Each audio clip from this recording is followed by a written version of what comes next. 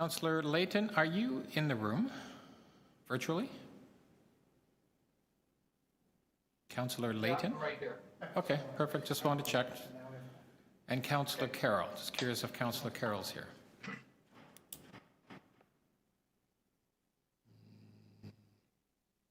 Okay.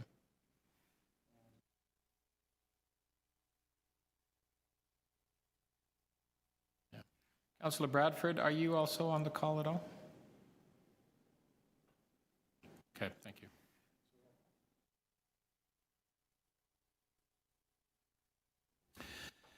Good afternoon, everyone. My name is Councillor Gary Crawford. I'm the chair of the Budget Committee. The clerk has confirmed that we have quorum, so I'd like to now call this special meeting of the Budget Committee, meeting 18, to order and welcome everyone. This is the official launch of the 2021 budget process. Today's meeting is being held by video conference. City staff are also connected to the meeting by video conference. As City Hall remains closed, the public will continue to participate electronically and can watch this meeting streaming on YouTube at youtube.com/Toronto City Council Live. And I ask everyone for their patience with any delays and technical issues. As this is a special meeting of the Budget Committee, the launch of the 2021 rate-supported budgets. All agenda material for this meeting is available online at toronto.ca/council. If there are any visiting members of council attending the meeting today, I encourage you to turn on your video so that we know you are present and can give you the opportunity to ask questions and to speak. This will also assist the clerk staff to record attendance for the meeting. Although we are in different locations and meeting remotely today, the committee would like to acknowledge that the land we are meeting on is the traditional territory of many nations, including the Mississaugas of the Credit, the Anishinaabe, the Chippewa, the Haudenosaunee, and the Wendat peoples, and is now home to many diverse nations, Inuit and Métis peoples. We also acknowledge that Toronto is covered by the Treaty 13 with the Mississaugas of the Credit. Are there any declarations of interest under Municipal Conflict of Interest Act? Seeing and hearing none, our item today is the 2021 rate-supported budget launch. City officials will be giving presentations on the staff recommended 20 to 21 operating budget and the 2021 to 2030 capital budget and plan for Toronto Water, Solid Waste Management Services, and Toronto Parking Authority. The review of the 2021 rate-supported budgets will be considered at the regular Budget Committee meeting on Monday, November 30th, 2020. The agenda for that meeting will be published on Monday, November 16th at 9:30 a.m. and will include the staff recommended budgets for rate-supported programs. Public presentations on the 2021 rate-supported budgets will be heard at the meeting on November 23rd. Members of the public can register to speak about the 2021 rate budgets at that meeting by emailing the Budget Committee at clerks@buc@toronto.ca. On that, I will pass it over to staff who will begin the presentations. As I understand, we'll start with Toronto Water. We'll do the presentations of each division and then we'll ask questions. And then after that, we'll adjourn the meeting till the next Budget Committee meeting. On that, I'll turn it over to Heather or whoever is going to be presenting from City staff. Through you, Mr. Chair, if we're going to start with water, I think we have Lou with us. Yes. Yep. Welcome, Lou. Well, thank you. Thank you, Mr. Chair. Thank you, councillors. I'll be walking you through the Toronto Water 2021 budget presentation. For start, many of you know Toronto Water manages one of the largest municipal water utilities in North America. Diane, can I get the next slide? We're operating 24 hours a day, 7 days a week. We provide services to over 3.6 million people in Toronto and portions of Peel and York region. We provide 3 essential services, namely safe drinking water, wastewater collection and treatment, and stormwater management. Every year, we supply over 435 billion liters of safe drinking water through over 6,100 kilometers of water. We also collect, treat, and return back to Lake Ontario over 400 billion liters of wastewater annually. And we protect private and public lands by maintaining safe conveyance of stormwater through over 4,900 kilometers of storm sewers. We collect annually about $1.4 billion in revenue, and we use that money to pay for all operating costs and a substantial capital program designed to address some key issues, such as a significant state of good repair backlog, to meet health and safety and legislative requirements, to address growth pressures, while improving the protection of properties and the environment throughout the city. We have achieved our long-term financial management goals of keeping operating costs stable while directing the majority of the annual water rate increases to the capital program. Over the past 20 years, operating costs have increased slowly, while capital spending has gone from under $200 million in 2001 to over $1 billion in 2020.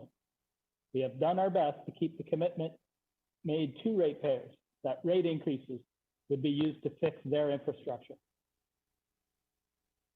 And the long-term focus on fixing our infrastructure has started to show benefits to our residents. One particular measure we look at is our annual water main break.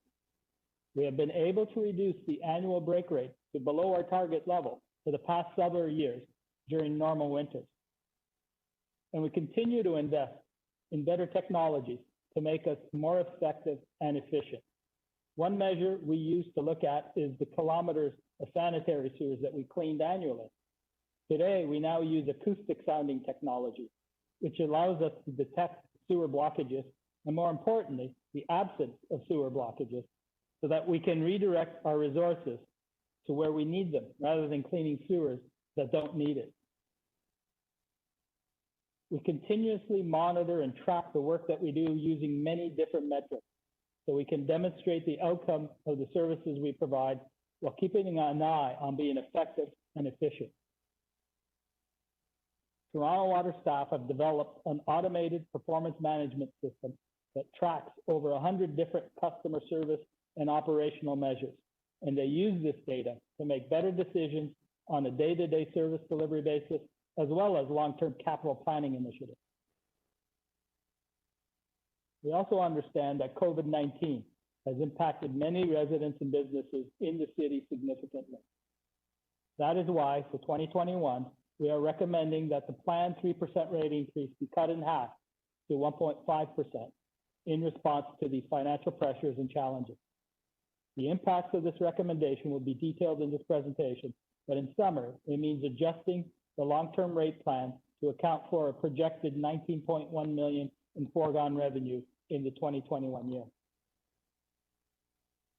The main challenges and priorities for Toronto Water remain managing a positive capital reserve balance in the long term while building a large capital program using a pay-as-you-go strategy, replacing aging infrastructure to reduce the state of good repair backlog, modernizing our operations and customer service systems, completing an aggressive basement flooding program, and planning for future growth in the city.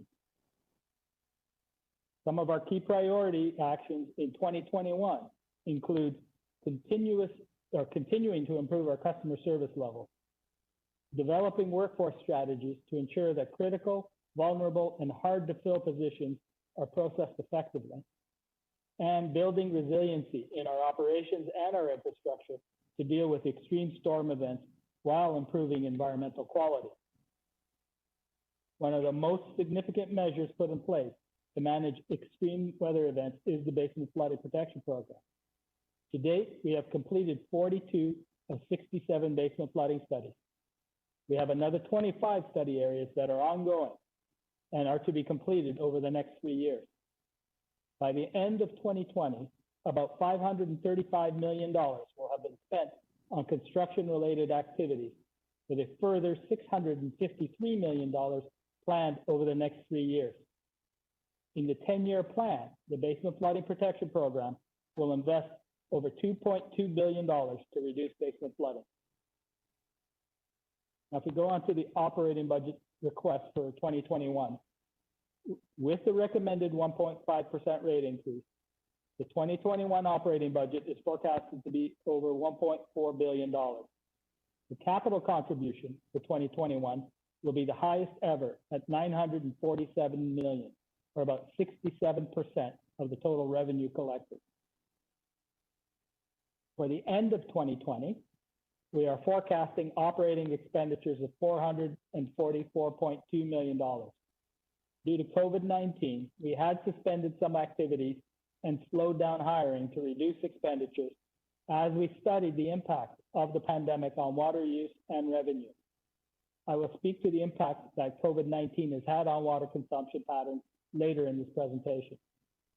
Based on our best forecasting, we are requesting an operating budget in 2021 of $468.8 million to run the daily operations, which is a year-over-year reduction of $1.8 million as compared to last year's approved budget. The funding for 2021 budget is primarily from the sale of water, which represents about 91% of the revenue stream. The remainder of the revenue comes from user fees, other revenues, sale of water to York Region, and transfers from our capital reserve. A breakdown of where the operating funds are spent is shown on this chart. The majority of the operating budget is used to procure a variety of goods and services, such as chemicals and utilities, while only about 40% of the budget is used to pay the salaries and benefits of Toronto Water staff. The 2021 base budget includes the addition of 21 new positions to deliver transit expansion projects that will be fully funded by Metrolink. We have adjusted our budget to account for inflationary increases higher than CPI, but we have been able to offset those pressures by finding operating efficiencies and realigning other revenue streams. The entire 1.5% increase will go towards the contribution to capital, so that now it comprises 67% of the operating budget, which again is the largest in Toronto Water history. Specifically, to reduce the 2021 operating budget below last year's amount, we made adjustments through a combination of line-by-line reductions in base expenditures, finding energy efficiency, mitigating some staffing costs to address the COVID-19 impacts, while increasing some user fees and other revenues based on a volume adjustment. For 2022 and 2023, the outlook includes forecasts that return the rate strategy back to 3% per year to sustain the 10-year capital plan using the pay-as-you-go strategy. Now we'll go to the capital budget. The total book asset value for Toronto Water is estimated at over $28.6 billion. We know that this amount is significantly lower than the true replacement cost value for our infrastructure. As part of a provincial regulation, Toronto Water is one of the city divisions that will have to submit a detailed asset management plan to the province by July 1st, 2021. We are well positioned to meet that requirement, and a report will be presented to City Council in advance of that deadline. The 2021 capital budget request is $1.343 billion on a gross basis. Over 46% of next year's budget will fund state of good repair projects, while 35% of the budget will fund service improvement projects such as basement flooding protection and wet weather flow programs. The 10-year capital program is forecasted to be $14.8 billion gross, with improvements to plants and facilities and underground infrastructure accounting for over $9.5 billion of that total, followed by $2.2 billion for basement flooding and $2.1 billion for stormwater management. Over the next 10 years, as we reduce the state of good repair backlog, we will direct additional funding to our stormwater management program, which you see in the back half of the 10 years. As you can see, we've also accelerated funding for basement flooding projects so that there is more money allocated within the next 5 years rather than the back half of the 10-year plan. The funding of the capital program comes from planned rate increases, from development charges, and from the sale of water to the region of York. We have also been successful in obtaining $110 million in funding support from the federal government's Disaster Mitigation and Adaptation Fund for two very large basement flooding tunneling projects. With respect to the capacity to spend the requested 2021 capital funding, over the past 2 years, we have exceeded our capital delivery targets. Toronto Water staff, along with our terrific engineering and construction service colleagues, achieved a delivery rate of 97% in 2019, and we are forecasting just over 90% delivery rate this year. This is well above our annual target of 85%. To illustrate that we are well positioned to deliver on an increased capital plan at this point in time, we already have 63% of next year's projects awarded or under existing contracts, followed by about 22% of projects that are usually awarded late in 2020 or early in 2021 and delivered in year. With just those two categories, you reach the 85% target. As mentioned previously, if we continue with the rate increase strategy over the next 10 years, there will not be any unmet needs. In fact, if we stay focused on this long-term funding strategy, we will eliminate the state of good repair backlog over the 10-year period.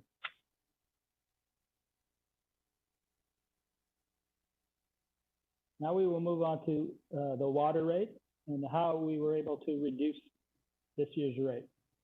As usual, the water rate model continues to assume an annual decrease in water consumption of 0.5% to account for water efficiency and to be conservative with our revenue forecast. We've also adjusted the capital expenditure forecast for the 1.5% rate increase in 2021 with future year increases of 3%. Water production volumes in 2020 were initially impacted by COVID-19, as you can see by the drop from February to April. However, production rebounded in the summer as we had a very warm, long season. This helped restore some of the revenue losses experienced during the start of the pandemic, and we're hoping to finish the year very close to our original planned revenue. However, we have seen a drop in consumption with some industrial, commercial, and institutional accounts due to COVID-19, but we have seen increases in some accounts and slight increases in residential consumption. Total water consumption continues to decrease slowly despite significant population growth. That is why we have forecasted the consumption drop in the 10-year rate model. This is one good measure of efficiency as we serve more people with less water every year.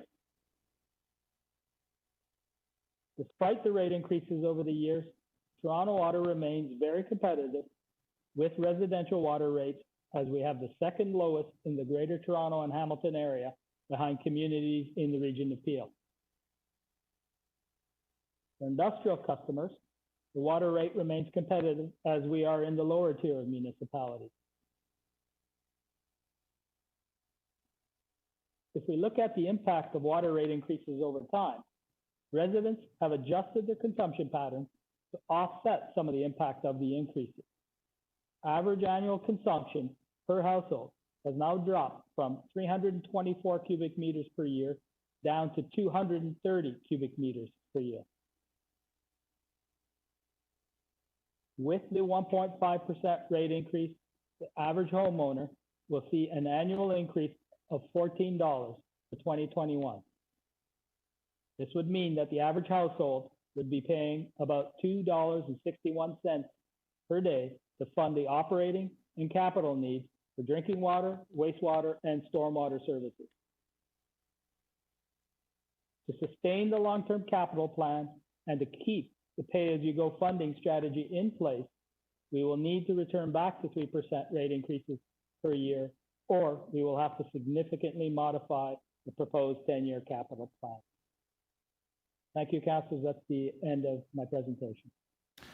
Thank you, Lou. I'll open it up to questions from councillors on the presentation. Do we have any outside councillors who would like to ask questions? I think I saw Councillor Perks was there.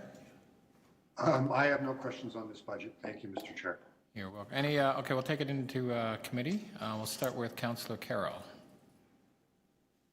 Thanks, Mr. Chair. I'm just wondering if in arriving at the rate, it's great to see the decrease this year, but I'm concerned that we're giving a decrease this year, and in fact, really markets have recovered, and the real hard times for homeowners may be yet to come.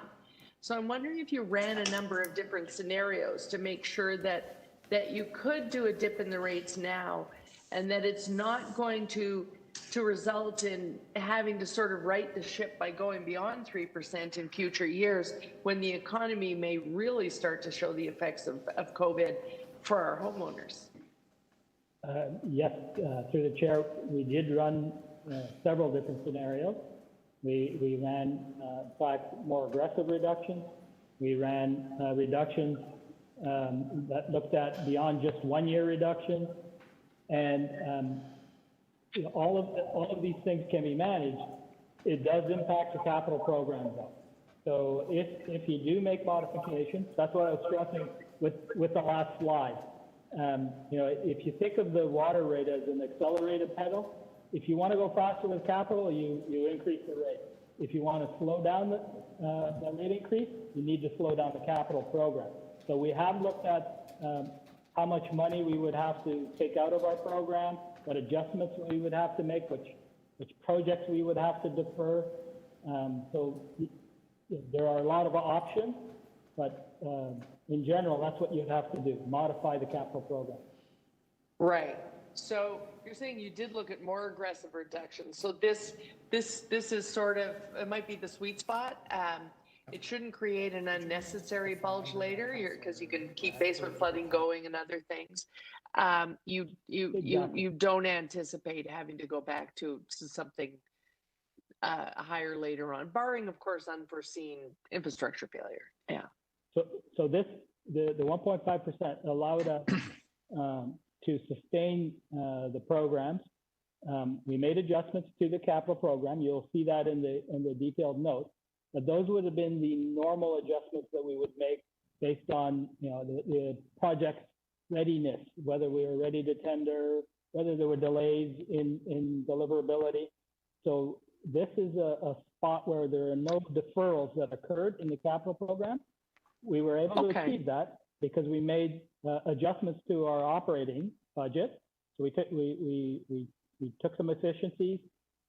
Those savings that we get from the operating budget were put into the model. Some of that offset the impacts of the rate reduction as well.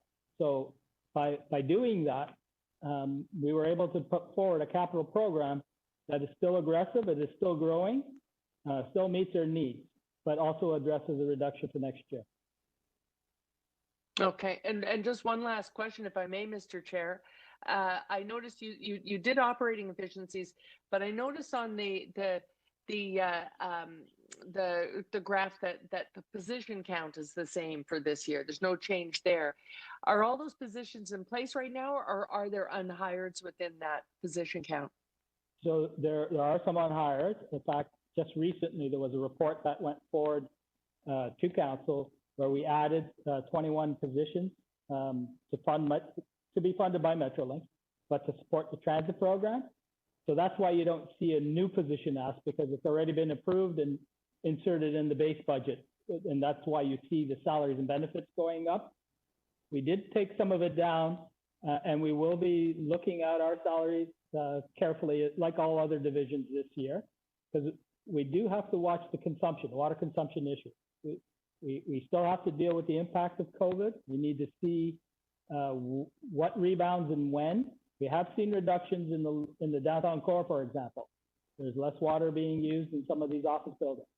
So we're being careful on what positions we fill, but we are not slowing any of our programs or projects down. Long time no see, Mr. DiGeronimo. Hello. Hello, good to see you. Thanks, Councillor. Any other councillors have questions? Yes, Mr. Chair, I've got some questions. Councillor Layton, you're up. Yes, thank you very much. And I would echo Councillor Carroll's sentiment. It is good to see you, Mr. DiGeronimo. Congratulations on what is a very good looking state of good repair backlog outlook for the coming decade. I think if all of our divisions had has charts like that, I think many of us would sleep a little bit better at night. It's nice to have your own funding stream, though, I would say, that gets above inflationary increases on an annual basis. I'll just add that as an editorial. So we at Infrastructure and Environment last week, earlier this week, we had a report on the agenda about basement flooding, changes to the basement flooding program. And I suspect that was a result from recommendation 16 of last year's budget, which asked directly for you to report back, which I think is by the third quarter, or in the third quarter, which I think gives perfect timing for going into the budget process. I would like to ask, though, because there's something missing from last year's budget, and I hate to point that out because you leave very few I's undotted. But recommendations 12 and 13 haven't been yet addressed. And this is pertaining to, as you can probably guess, our stormwater management fee that for years we've been suggesting. So recommendation 13 was that you'd report back on the consultation by the budget process for 2021.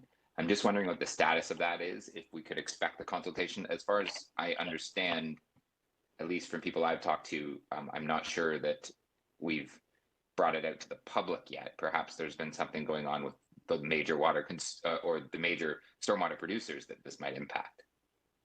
So through you, Mr. Chair, you're correct, and you don't miss anything either, Councillor. So we did have it in our work plan, and we had it all set up to go out for consultation until COVID hit. And so then we had to pause our original consultation plan. We had started it back up, and in fact, the first public session with Ken was held last week. We are going to have a number of sessions over the next few weeks, and we will continue to engage the public. So I will be reporting back in the 2021 year to close out those motions from council. I apologize that is delayed, but we were delayed on our ability to consult with the public. So we figured out how to do it remotely. Lou, I waited 7 years for the industrial water surcharge. I think I can wait a couple more months for the stormwater management fee, but just know it will be the same tenacity will be taken on this particular issue. So thank you very much, and congratulations on bringing forward, I think, what is a fairly pragmatic budget given the circumstances. Thank you, Councillor Layton. Any other questions? I have a question. Councillor Speaker Nunziata. Yeah, thank you. Lou, thank you very much. Now, as you know, good news last week, we made an announcement with the mayor and the minister, Minister McKinney and Minister Alsane, about the grant, the money that we received from the federal government as far as the Rockcliffe area. Yes. Yeah, which is very good absolutely. news. Yes, and Excellent. thank you for that. No, my question to you is, so in this budget, have you included the money that we received from the federal government, as well as the matching dollars that the city needs to match on that project? So specifically with respect to the funding that was announced last week, that money will be in the transportation services budget because it's related to dealing with the Jane Street crossing, and as well as they are the lead on that component. What we will be doing in Toronto Water is we will be reevaluating the basement flooding study area for Rockcliffe and realigning the solutions to match the work that the TRCA and transportation services will undertake in that area. And we do have that money in the near-term budget to do that local improvement. In addition to that, there is the other basement flooding study that we're doing, the larger Black Creek Sanitary Trunk Sewer, EA, that you're aware of, which is much larger, but also benefits Rockcliffe. In this budget, we have in fact accelerated the funding for the engineering component of that work. So that's why in the presentation, I highlighted the fact that we have moved a lot more money in basement flooding in the next 5 years, rather than having more in the back end of the plan. Okay, thank you very much. Thank you, Councillor. Any other questions? Hearing none, why don't we go next to solid waste? I believe Matt Kelleher is going to be presenting. Welcome, Matt. So next to solid waste management services.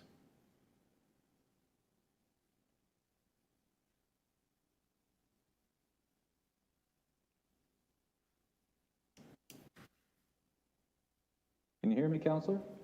Yes, we can. Perfect. So first, I just wanted to thank the team in Solid Waste who helped prepare this budget, Adam Gerard and John Oswald, as well as the dedicated team in PPF&A with Annalisa and Lola, and we couldn't do it without the support of Steve Conforti and David Troyan in their side as well. So this budget's really a culmination of the hard work and dedication of the team, and we'll get right into it. So, what does solid waste do? Ultimately, we collect, transport, and process all the material that's put at the curb by the residents in the city.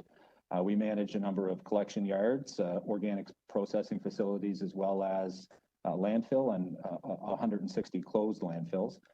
And we service the curbside residents, but also the multi-residential buildings and schools and city divisions and agencies. So, why do we do this? And this will be a theme throughout the budget and in the presentation in terms of our outcomes. And we do this to make sure that waste is collected in a timely, safe, reliable, and efficient manner, and that waste is managed in an innovative and environmentally friendly and fiscal sustainable manner. And what are the services that we do provide? City beautification, so that's litter pickup and parks bin collection, as well as residual management. So this is the management of the material when it goes into landfills, and not just the open ones, but also the closed ones. The transfer and collection of the material that's at the curb, as well as the education enforcement, and then the processing and transportation of the material when we collect it. So what are we doing and what are our service levels? So the parks collections and the city beautification pieces, they do vary based on the parks and the areas, but generally it's 1 to 7 times per week, depending on the frequency and of the usage of those parks. Our ECA compliance and all manners is 100%, and we couldn't do that without the great team in transfer and operations with Daryl Yaworski as the director, and Nadine Kerr as the director as well. Within the collections profile, as you can see here, we are 99.97% reliable in terms of our collection. So what this means is that in any given year, the dedicated folks in solid waste collection, led by Lisa Duncan, have almost 70 million touch points with the residents of Toronto, and 99.97% of those are collected on time when we say that they're going to be collected. And of course, we're not perfect, but this is pretty darn close.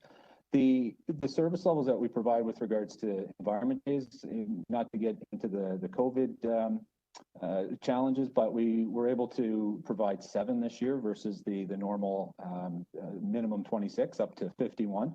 Next year, our target is to provide 7 transfer station E-days at the beginning of the year in the spring, and hopefully the COVID piece will pass and we can offer 26 later on in the year, as we normally do in the communities. But if COVID persists, we will transition those 26 in community E-days to transfer station days. And that's same for 2022 target as well. If COVID has passed by that time, we will again offer up to the 51 that we've historically done. This is just as a temporary measure to ensure that we're showing our service standards as we, just being conservative in that front. How well are we doing? What we're looking at in solid waste is the results-based accountability format, which links back to why we do what we're doing. And one of the key focuses that we have in solid waste right now is, and you know, historically is ensuring that we have a safe work environment for our staff, but also for the residents of the city. And one of the measures we're looking at is at-fault accidents. And so, as you can see here, the percentage of at-fault accidents is trending around the same, around 50%, and the number of at-fault accidents is relatively the same. What we're investing in this year is a number of fronts, and it continues on our investment from last year's budget, where we are moving towards outfitting our vehicles with side guards and other telematic solutions, GPS, to ensure that we have a higher level of safety for our staff. But one of the other pieces that has been brought in this year is a new training center at the Keel Valley landfill. And what we've been able to do is increase the hours of training for our solid waste collection operators from around 40 when they're hired initially to over 120 hours. And we've developed a system where there's enhanced coaching, enhanced supervision, and mentoring with existing solid waste collection operators. And we're really seeing some of the benefits of this program. And hopefully next year when we return with these metrics, we'll see a much lower incident rate. The next piece is our investment in resiliency and in environmental stewardship. And what we can see here is right now we are flaring the gas that's generated at our organics management facilities, but with the investments in the Dufferin facility, those greenhouse gases will be captured and turned into renewable energy that the city will be using. And over time, a Disco facility will be brought on board, and then the new third anaerobic digestion facility will be brought on board, again, getting us to 100% capture rate of the biogas and converting it into renewable natural gas and energy that will be used by the city. The next RBA measure is, you know, we can go through a number of different financial metrics. You know, I'm a numbers nerd and a finance guy, and I could probably talk about that for hours, if not days. But I think what really matters to the resident and the customer is how much the fee is going to go up year over year. So what we've been able to do here is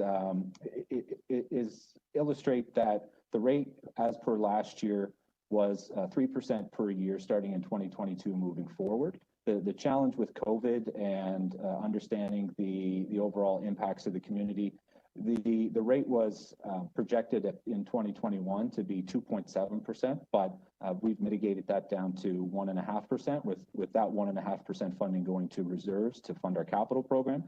The challenge with the utility rate is we built in extended producer responsibility savings into our overall program and maintaining a 3% annual increase. However, if there are changes to the regulations as we see them right now, and EPR does not come to fruition, then the rate would ultimately have to increase to fund those costs. The bottom chart really identifies and isolates the percentage of green bin material and blue bin material that's in the bin that can actually be recycled or actually be used in a beneficial way on the green bin side. So as you can see, green bin materials have dropped from around 80% to around 76, 77%, and we're trying through a number of measures in this budget to bring that back up. We will be looking at items that are currently in the system and items that the province has recommended to be put into the system to see if there's an environmental and fiscal efficacy in our program to take them, because not all organics management facilities are built the same. And the drop, I think, really can be attributed to some of the challenging packaging that's in the industry right now, with the labeling of compostable and biodegradable, when in fact in our system and most systems they are not. So there's confusion with the customers and the residents, and that also takes part or plays a part in the blue bin items as well. And seeing that we're around 70% of what's put into the blue bin is actually recyclable, and 30% is unfortunately not recyclable or garbage. The key challenges and priorities for 2021 and really for multiple years moving forward is the extended producer responsibility. We don't know what the landscape of that is yet. We do have draft regulations, and we're going to comment on those to the province. But where they land, we're still not sure. But we have a great team that's been put together by Annette Sinowick to move that forward. Also, on the organics processing capacity, the city generates around 170 to 180,000 tons of material, and we only have capacity for 130,000 tons. So with population growth and demand, we need to build for the future sooner. And that was in last year's budget, and it's again in this year's budget. The capacity constraints at the landfill is also challenging, knowing that we have between 14 and 16 years left of time at Green Lane, which is all predicated on the amount of material that goes in. We need to find a location sooner rather than later, either through expansion or different opportunities. And the team is working really hard at moving that forward. But one of the risks that's been put forward by the provincial government is that local municipalities who site landfills now have in essence, a veto on approving that landfill in their community, as well as communities that are within 3.5 kilometers of the landfill also have that ability to challenge the landfill being sited. And of course, the challenge with mitigating the financial impacts for our residents with COVID, as mentioned, we will hold the line at around 1.5% rate increase versus the 2.7% that was forecasted last year. And that will impact us by around $3 million per year and compounded over the 10-year horizon. It doesn't have an impact right now on our capital program or our reserve funding program, as long as we revert back to the 3% projections that was presented last year, as well as this year. So the priority actions for 2021 really align with the risks and challenges. Climate change and resiliency, that builds on the renewable natural gas front. Extended producer responsibility, we've had the team that's aligned to help us transition on that. We're working on organics management capacity. The landfill capacity constraints are being investigated right now. And of course, our priority action is health and safety, advancing Vision Zero and ensuring that our staff and the residents in the city and the visitors are safe within the community from any injury. So the impacts of COVID and the recovery, as mentioned, the drop from the estimated 2.7% increase in 2021 down to a 1.5% is around a $3 million impact for the division.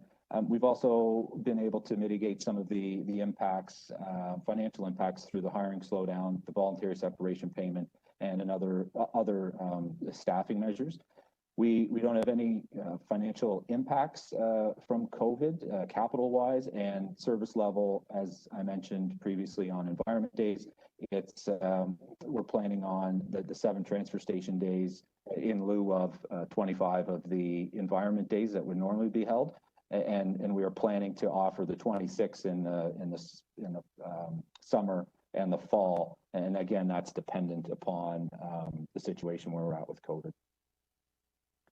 So when we look at the operating budget submission, year over year, we can see that from a projection basis, where we are now, it's a $20 million adjustment, but that $20 million is from the projections today for this year, and really take into account that we closed our transfer stations to ensure our staff had the highest level of safety at the very beginning of COVID, and because of that, we lost tip fee revenue from the transfer stations, but subsequently we did not have to pay for that material to be processed. So it's really a net zero impact.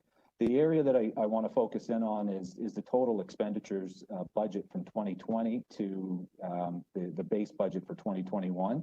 We're, in all essence, flat from 378.9 million to 379.1 million. So it's basically a flat budget, and the staff have worked tirelessly to make sure that we've been able to hold that line, and the increase of 1.5% is or will be dedicated to the reserve and the overall capital program. So how is the budget funded?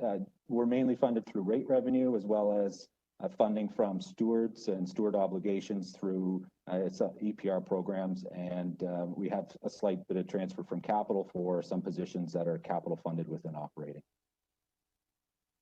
Here's the cost drivers. Instead of the previous view, which was a service level, this is the specific cost drivers. And, you know, just draw your attention again, it's the $20.39 million variance from projection to our budget, which is really driven through the less materials coming in at our transfer station and therefore less cost for us to process.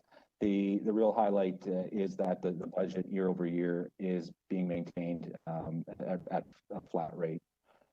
And so how did we go about doing this? There's a number of reductions in terms of contracts, renegotiations, and efficiencies that the team has been able to dig out and work on, as well as we're looking at piloting a different approach in our parks with regards to blue bins and seeing how we can adjust the number of blue bins and black bins and green bins to enhance the value of the blue bin material and have it less contaminated, but ensuring that there's less litter within our parks and open spaces by delivering some more black bins and organic bins to facilities or to sites that will use them. The other changes is a slight reduction in our advertising and education budget to align it to historical trends of our spending. We don't envision that it will impact our ability to continue with the great messaging that our communications folks push out, as well as we're looking to modernize the calendars and put them on the internet and have digital copies versus printed copies. The other piece is the oversized fee. So this is for your bulky items that are put out at the curb every couple of weeks. And the fee has increased by just a little bit less than $4 to make the overall annual fee just slightly less than $20. And when you look at a value for money perspective, if you needed to get a refrigerator or a couch or a mattress removed from your house and you called one of the 1-800 collection folks up, it'd likely cost you $20 for them to pop out to your house. And the city's able to deliver that service on a biweekly basis for as much material as you put out in terms of bulky for a flat fee of $20. So the adjustment in that is related to strictly cost recovery. And then again, in terms of balancing actions, we're looking at hiring slowdown and some of the other initiatives that have been rolled forward citywide. The overall outlooks and projections for our budget are consistent with last year, assuming that we are provided 3% in 2022 and 2023. The transfer to reserves is stable to fund our overall capital program and ensure that we have a conservative balance between debt and reserve payments. The capital budget, so solid waste has almost $800 million of assets, and similar to Toronto Water, this number is reflective of a depreciated cost, and the replacement cost of some of our facilities would definitely exceed the asset value that we have here. More specifically, we have a number of transfer stations that are 50, 60, even 70 years old that are maintained to state-of-the-art maintenance, but again, when we look at the book value, the asset value, it doesn't reflect the actual replacement value of our assets. The capital program is generally funded around a 60-40 split, 60% from our reserves and around 40% from recoverable debt. And this is consistent with our overall 10-year capital program. And the largest expenses that we have are the landfill development and management of our Green Lane site over the 10-year horizon at close to $270 million, $75 million. Maintaining infrastructure, as I mentioned, we do have some vintage infrastructure, but it's being very well maintained by our great staff and led by Daryl Yaworski. And, the organics management processing facilities that we're looking at advancing is the third anaerobic digestion facility, which is needed to mitigate risk and also provide for long-term growth within the city's capability to handle these green bin materials. And finally, the capture of the biogas, not just at our organics processing facilities, but also at our landfills. And this is a point that we've been highlighted last year, and we're actively working on. One of the good news stories here is that within the budget, we've allocated funding for First Nations grants in order for the 3 First Nations that are near our landfill to work with us while we move through the studies, and we're engaging them at the very beginning of the process to have them on board and provide funding for them to be able to retain their qualified consultants and people to be able to help with moving this file forward. And Solid Waste is 100% dedicated to the three First Nations communities that are close to the landfill, and making sure that we have a constructive, collaborative working arrangement in order to move this very important project forward. The capital program is funded, as I mentioned before, from recoverable debt and from reserve money, and it's right here, it's around a 50-50 split over the 10-year horizon, and it does vary year over year based on the types of assets that are being developed. Our capacity to spend this year, as you can imagine, with some of the issues with COVID and staffing challenges working from home, has been balanced with the past number of years, but we're looking at increasing our ability to spend this year through some adjustments within our organization and additional accountabilities on our construction teams and procurement teams to drive this spend rate forward. But overall, the state of good repair is fully funded, and we have no backlogs with the SOGR. The 2021 recommended rate, so we're looking at the rate increase of 1.5% as previously mentioned, and then ensuring that it's a 3% for the next 2 years, and all future years in the 10-year plan will ensure that we have adequate capital within the reserves to fund our capital program, to build the third anaerobic digestion facility, renewable natural gas, and ensure that we have a well-managed fleet on the street. Here's just a quick snapshot of the 3% across the board for all users within the solid waste program. And thank you very much, and open to any question. Thank you, Matt. Open it up to questions from outside committee councillors. Councillor Perks, start. Thanks very much, Mr. Chair, and thanks for the presentation, Matt. I have sort of two lines of questioning that I'm curious about. In your key challenges, you list the lack of organics processing, and further on you talk about building a third digester. Does the third digester deal with that, or do we still have an issue? Through you, Mr. Chair, the third digester will deal with the tons. Pardon me? Sorry. The third digester will manage the tons that we currently ship to a third-party processor, as well as provide for growth capacity within the city. Okay, thank you. Secondly, I noticed that the education enforcement budget is pretty nearly zeroed out. It was cut by 90% last year and another 90% this year. We're just not interested in education enforcement anymore?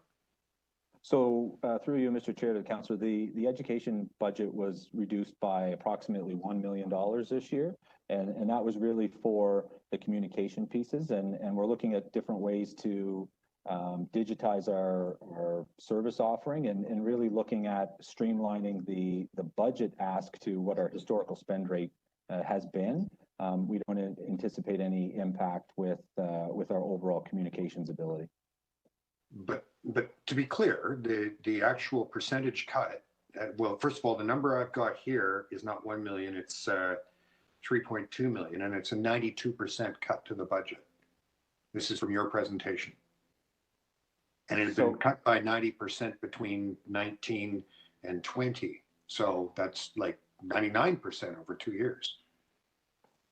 So, Councillor, the budget itself has been reduced by $1 million within our communications program. The percentage, I'd have to relook at that, but really, Page 9 of your slideshow.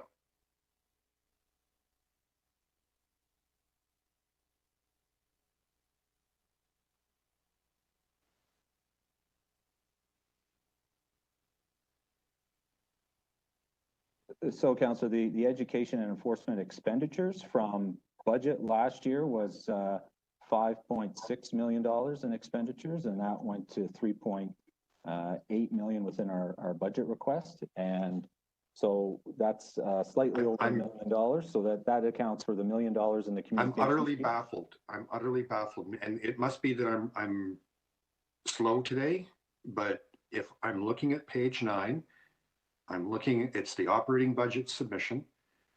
I'm looking at, I'm looking at revenues. Oops. Okay, so we are losing $1 million out of education and enforcement. Right, okay.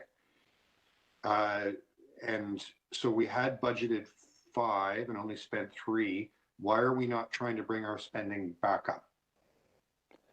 So, Councillor, the historic kind of spending trajectory that's available aligns with our budget that we put forward. Also, one of the other impacts is the moving of the calendar, which is around an $800,000 expense. We're moving that to a digital offering versus the hard copy. So overall, the reduction is around $1.8 million net in that. So it's the calendar principally that's the difference? So the calendar is 800,000, and then the reduction in other communications pieces is $1 million. So it's around $1.8 million in total for those reductions. Okay, I'm maybe I can pursue this a little further offline and let some other people time. It just strikes me that, you know, while we are trying to reduce waste and we're facing within the next decade or decade and a half an enormous expense for disposal, now's not the time to be reducing expenditure on education. But I'll let someone else go. Thank you, Councillor. I think Councillor Ainsley had his hand up. Yep, I do. Perfect. Through you, Mr. Chair, to Matt. Matt, could you explain a bit around GPS systems on your garbage trucks? I guess I'd always understood the trucks' routes were looked after through a GPS system. So I was surprised last week, the garbage truck that stopped in front of my house, the supervisor stopped his pickup truck and they were comparing a paper route map so the driver could get his work done. I guess I've been under the impression your trucks were routed through a GPS system. So through you, Councillor, Mr. Chair, to the council, the contracted equipment in District 1 and District 2 have GPS and they're monitored, and the in-house equipment in District 3 and 4, they do not have GPS. They're actively managed and monitored by the supervisors on the road, and that's part of the work that we're looking to do in terms of the telematics, is to ensure that GPS is on our fleet so we can better manage the routes and look for efficiencies in that front.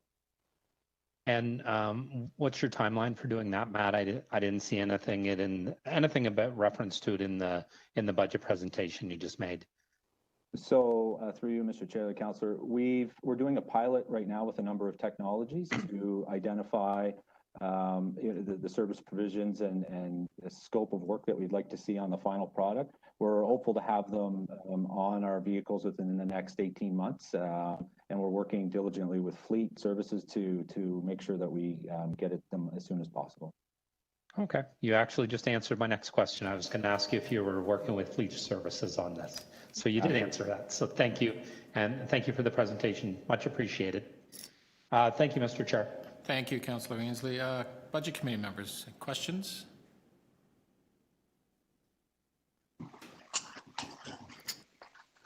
Oh, sorry. Okay, there we got the screen. So Councillor Carroll, then Councillor Layton, then Councillor McKelvey. Okay, thank you.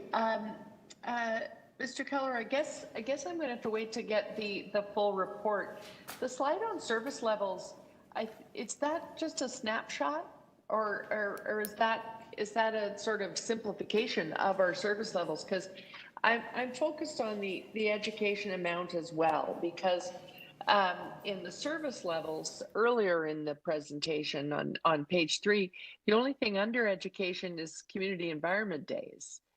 And there was a point at which the education budget had the calendar, had community environment days, but also had the kind of programs we go out to do where we're dealing with communities that really need the education, people who actually actively get in their car and go to the environment day. generally are pretty familiar with our services, but we used to have animators going out multi-res to sorting, etc. Is there any human resource left doing that work?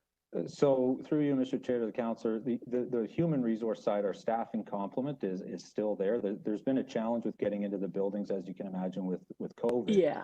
So that's kind of scaled it back. But we've actually developed a new unit within solid waste of called engagement and stakeholder engagement. So we have a number of individuals that will be moving forward with that from a staff perspective. And it's just a matter of balancing out when is the best time to bring them on board with the COVID challenges that we have right now. So when we get the actual analyst notes, will we get a little more detail on the different types of staff units and where they are and what they're doing? Yes, yeah. And if there's items in there that are not in there that you'd like a little bit more detail, more than happy to provide anything you need. Super. Okay, thank you. Thank you. Councillor Layton is next. Yes, thank you very much. And I think it's more, there may just be a couple quick comments in the form of questions around what proportion of, and this is further to Councillor Perk's questions, what proportion of the education enforcement is enforcement, and what does that entail? So our enforcement budget is around $1.4 million, and it's done in partnership with MLS through an interdivisional charge. And our teams right now are working together on a service level agreement to enhance that curbside monitoring piece and other measures of enforcement. And that's something that we'll be bringing forward later this year. Okay, so is it only monitoring what's in the bins, or is it also illegal dumping? So MLS also enforces the illegal dumping, and our team works hand in glove with them through all processes of illegal dumping within the city. And so they do provide that service with us as well. I imagine the glove is a pretty important part of their work. So it's about half, is that right? It's about half of the enforcement and education budget. It's around, yeah, it's $1.4 million. Now, is that changing as a result of this budget, proposed budget, or no? It was augmented slightly. We worked with Carlton Grant, and it was reduced by around $100,000 just due to some efficiencies on his end, working with our team collectively. But there's no service level adjustments in any enforcement pieces with working with MLS. Okay. On the your first slide, or your first set of slides with the service levels, I think we're going to probably ask at some point in time for a breakdown of the collection piece, the first bullet point, because I think this year more than others, and I think we can anticipate next year, we're seeing increased use in our green spaces, and that is without people inside restaurants and eating outside, that's generating a significant amount of waste. I think most councillors have probably felt this, that the amount of waste being produced is above average in their green spaces, and we may need to allocate additional resources for clearing those. So it would be interesting to see sort of how that frequency is determined and what it is for parks versus streets versus litter collection. On slide 19, you have a budget versus actuals graph, and I'm just curious because, and I might be reading this incorrectly. It appears, this is on slide 19. It appears that we're underspending on the service improvement growth side. Is it like, how do you read this graph? If it's budget versus actuals by category, the dark shaded ones are the actuals versus the budgeted being the shaded, being the non-shaded portion. Why are we, like, for instance, in 2020, it looks like we only about half spent on our service improvements and growth. Right. So, and that's consistent with every other year before that. Yeah, the challenge with the 2020 numbers, Councillor, is there's a lot of it's aligned with the Dufferin expansion, and there were some challenges in getting to substantial completion, which we're still trying to iron out right now with the vendor, and as well as just regular challenges with procurements and managing some of the contractors, which again, with our team, we've looked at that and how to increase that this year moving forward. We're bringing on a number of staff within infrastructure and resource management, and we're also looking at how we do things in our transfer station landfill operations group to bring that number up. And more than happy to kind of walk through the breakdown of what those projects are with you, not a problem. But the majority of it would be the larger expansion of the Dufferin Organics Management Facility. Okay, thank you. Just on page 18, the line on the capital program financing from recoverable debt, what can we classify as recoverable debt in this regard? So recoverable debt is debt that's funded from the rate. So when we issue debt and then over time, the solid waste budget through principal and interest payments in our operating budget will pay that off or pay that down. So it's just, it's landfill capacity, it's processing equipment and capital investment, because we know that it has a revenue source. Correct? So solid waste in general has that revenue source being a rate-based program. And what we've done is we look at the capital projects to align them to useful life and see which ones would be best allocated with debt versus reserve funding. And then those projects are funded with debt. That debt is then subsequently over the 10 or 15 or 20-year duration of that debenture is paid off by the solid waste ratepayer through the program.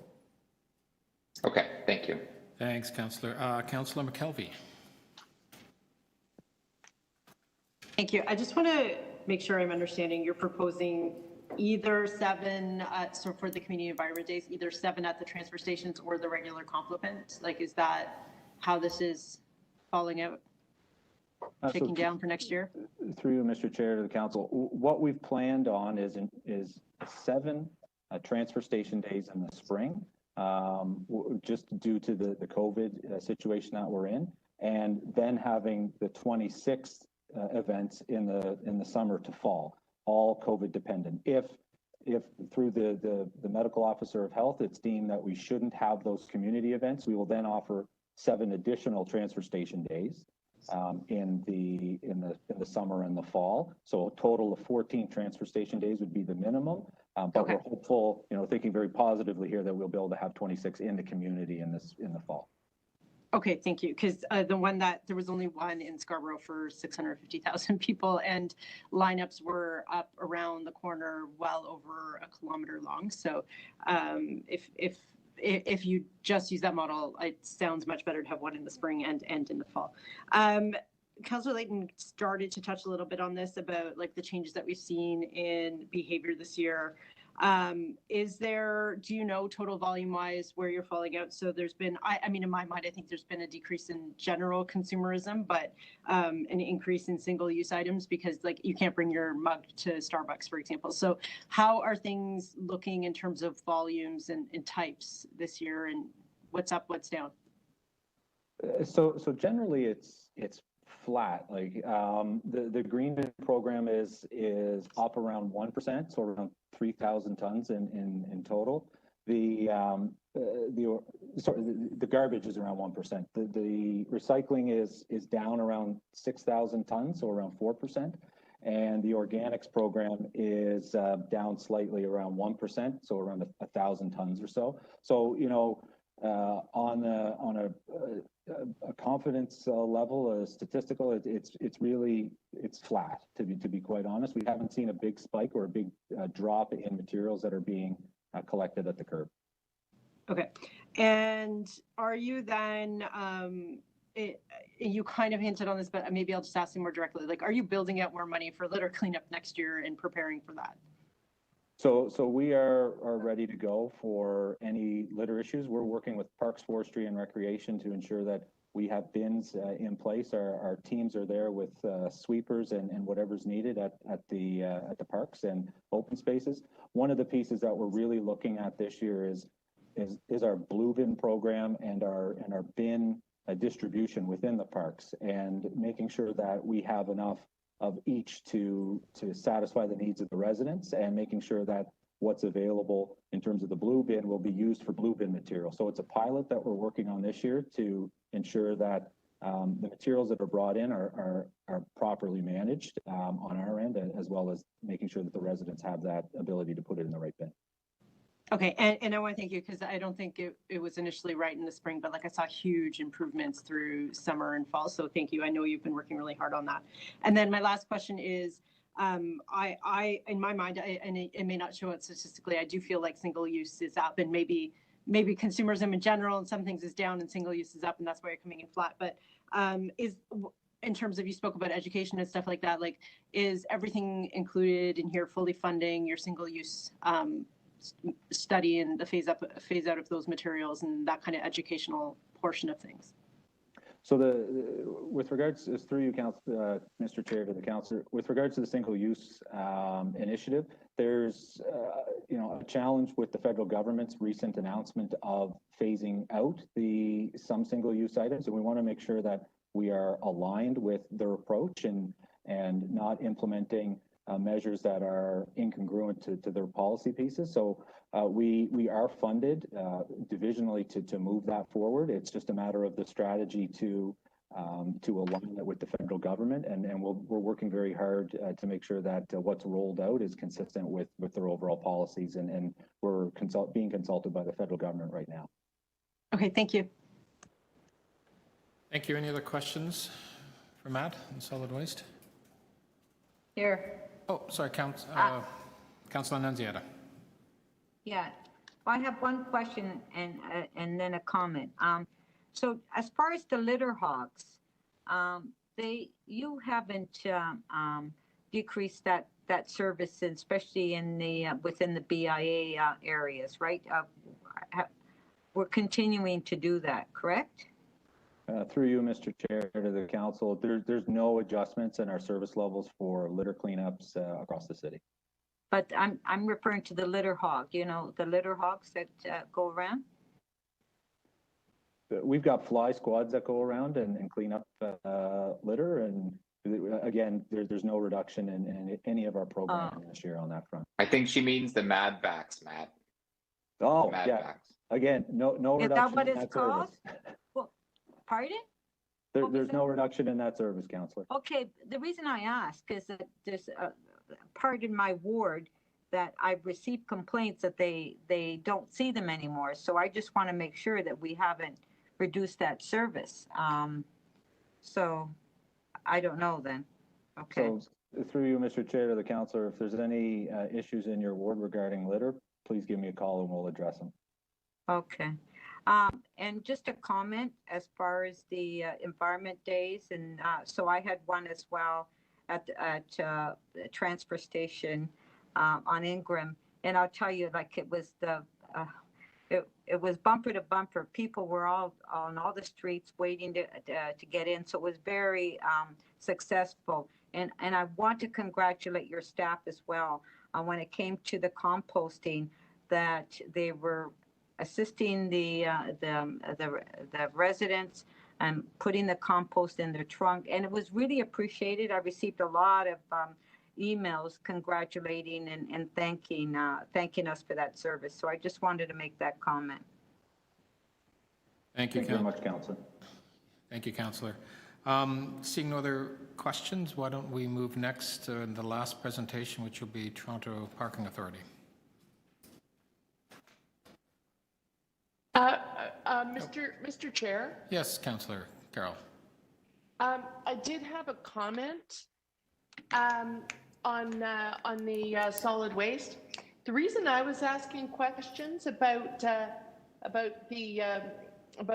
education piece is I too have that experience in solid waste at the environment days, in that I had a huge throng come to my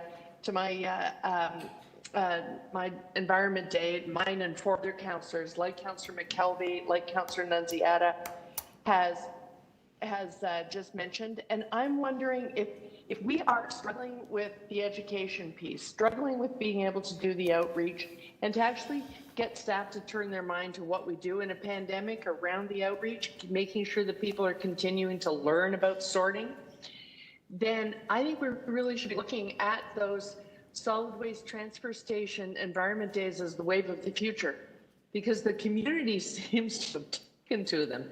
They really get, go to the transfer station, it's free today and everything's going to happen in one place.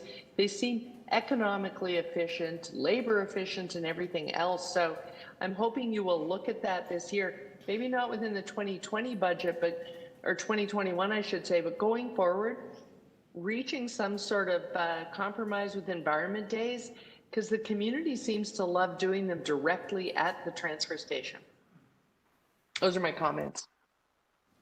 Thank you, Councillor. Why don't we move on to Toronto Parking Authority?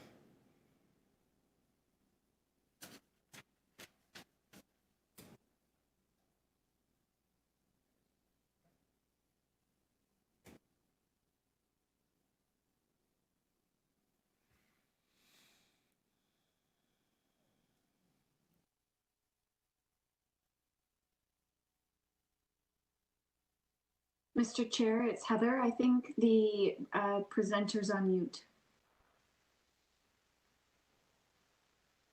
Could you introduce the presenter, Heather? Sure. So Robin Oliphant is joining us today to present the Toronto Parking Authority. And I think she's just trying to find how to unmute. So give her a second. Perhaps clerks can unmute her. Thank you very much. Thank you very much. Good afternoon. Thank you, Heather. I'd like to first start by thanking all of our employees as well for responding quickly to the exceptional challenges created by COVID, supporting city initiatives, and working quickly and tirelessly to remove or relocate equipment while working remotely. Excuse me, Robin, it's just Councillor Crawford here. We're just having a few challenges from the clerk's side putting up the presentation. Is it possible for you to share? I'm sorry, I thought I had shared my slide. We can see I will stop and perhaps they can do it. Yeah, we can see that now. You just had something covering the presentation, that's all. I think we're good now. Apologies. Can you share the presentation again?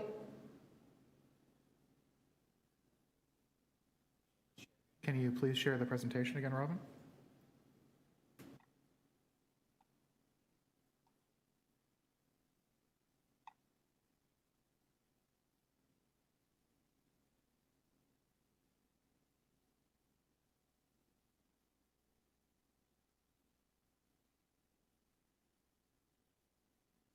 Okay, we can see that. Okay, great. Thank you very much. Just give me a moment.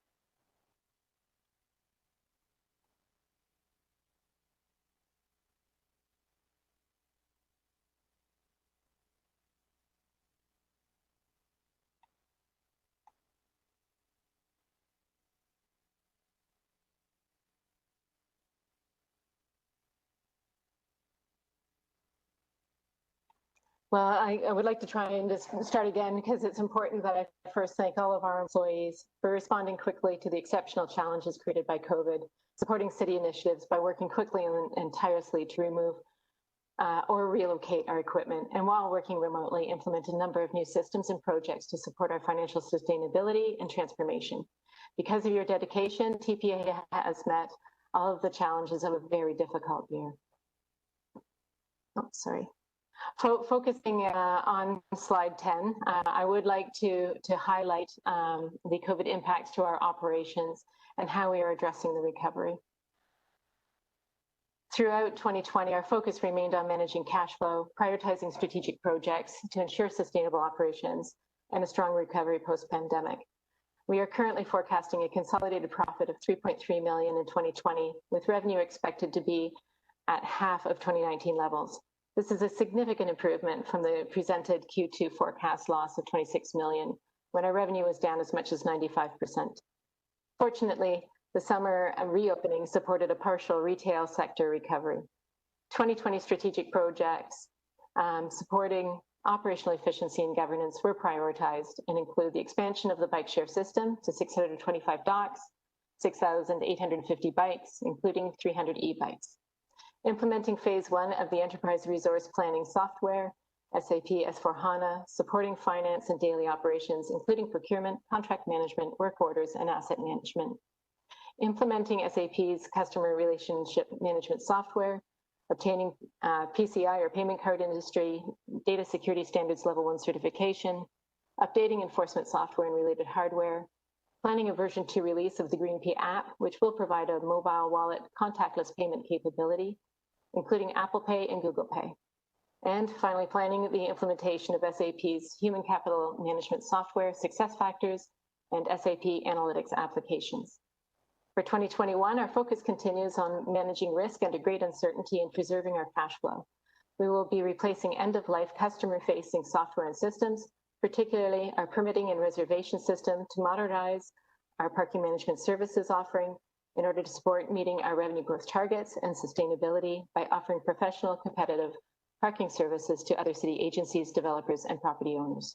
We are also continuing our payment equipment rationalization projects and looking to update the remaining off-street equipment with current technology, including a tap payment option, which will accept Interact debit payments. Robin? In addition, yes? Sorry, Robin, we're just having a few technical challenges here. We have the presentation up, but we're not too sure what page you're on. Can you just let us know when you change pages? Yeah, slide 9, just to focus on the impacts of COVID on our operation. Okay. What I would suggest you do is just let us know when you're advancing, because we have to advance it ourselves instead of you. Okay. Thank you very much for your help. Yeah, thanks. In addition, for our facilities, an asset lifecycle management program is being developed to support preventative maintenance and ensure our facilities are clean and safe, which has been particularly challenging through the pandemic. We are presenting a break-even budget for parking operations in 2021 due to the parking revenue uncertainty created by the pandemic and based upon our 2020 experience. Revenue is expected to remain down at about 55% of 2019. Overall, 2021 expenses are expected to approximate 2019 levels, with direct variable expense decreases offset by staffing critical roles to support strategic projects and to replace end-of-life systems, the costs of which are reflected in increased software licensing, implementation, and training expenses. Parking rate increases are not currently being considered as part of the budget process in order to support our communities. For bike share, full operations continued through 2020, with ridership revenue up 58% over 2019 and membership up 61%, or 96,000 members to 255,000, primarily due to higher casual and single trip memberships. Due to the collapse of the out-of-home advertising market, the signing of the Astral advertising agreement was delayed to October, and we are now reviewing our sponsorship and marketing options for 2021, as we are now expecting the out-of-home advertising market will remain weak throughout 2021. As a result, program losses are expected in 2020 and 21 for lost sponsorship, as ridership revenue growth alone is not sufficient to cover operating costs. A further system expansion is not being budgeted or contemplated for 2021 at this time. That's our highlights, and we're happy to answer any questions you may have. Thank you. Thank you very much. Do I have questions from any outside councillors?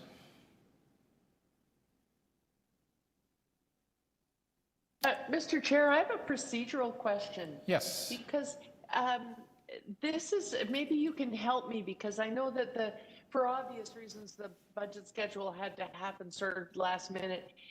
Parking authority is one where I really like to dive into capital. When will we get the full-length printed reports? When will we have the analyst notes? Heather or Stephen, can you answer that question? Sure. Through the chair, the materials have been made available. They're being posted on the web as we speak. We expect that they should be up within 30 minutes or so after the conclusion of this meeting. Sorry, Mr. Chair? Yes. That is the Okay, and I don't want to, go digging here without those notes in front of me. We'll have some other opportunity to question on these rate budgets. before we're forwarding them on to executive, or would at executive be the best place to answer any additional questions? Sorry, Council, I missed that question, if it was directed towards Through me. the chair, there'll be a second opportunity to ask questions and debate on the rate budgets. That's on the 23rd, Councillor. Sorry. Okay. In budget we will be coming back for a, Okay, a super, wrap-up meeting. super. We'll be Then I'm linking gonna- back to the regular yeah. budget committee meeting.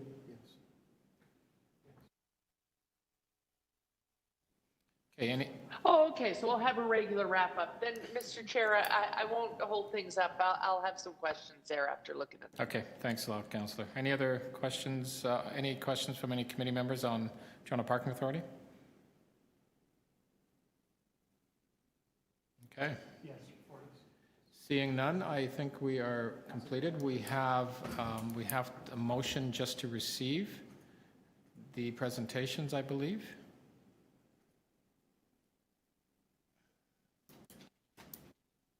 Just give us one sec.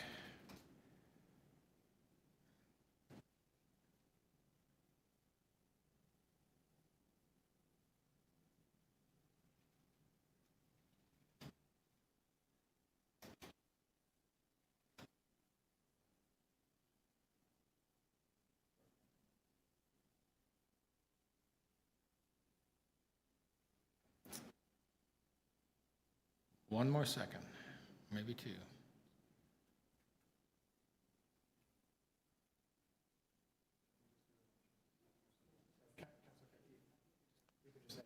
Councillor McKelvey, here's your single-use reduction. This is my third non-disposable cup beverage today. There we go. I will move that the item be received for information. All in favor? What are you drinking? Good job, Shelley. Opposed? That's carried. We are adjourned now till Monday, November 23rd. We'll see everybody then. Thank you. Thanks, folks. Thanks, Chair. Thank you, Mr. Chair. Thanks, Mr. Chair.